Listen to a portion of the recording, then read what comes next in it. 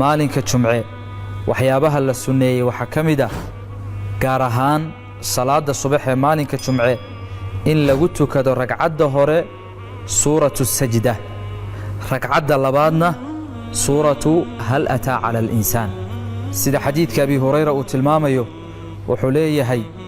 kaana الnabiyu salى اllahu عalayhi wasalam yaqra'u salaata الصubxi yowma اljumucati alif laam miim asajda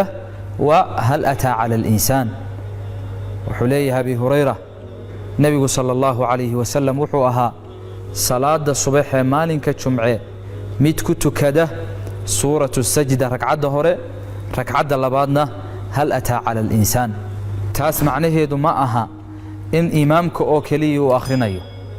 laakiin sunnadaasi waxay u taallaa qofkii imaamka ahaa ee dadka tujinayey iyo qofkii munfaridka ahaa ee keligii tukanayey salaada subax ee maalinka jumce iyo xataa gabadhii gurigeeda ku tukanaysay intuba inay akhriyaan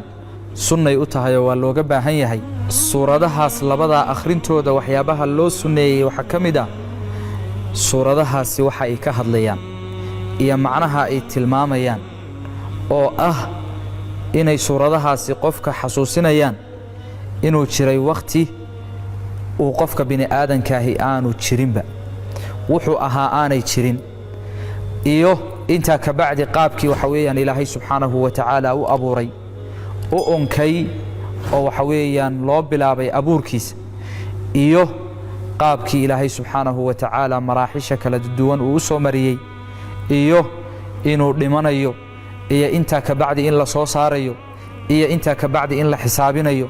iyo in abaalmarintiisu ay noqonayso wuxuu shaqaystay adduunka intuu joogay.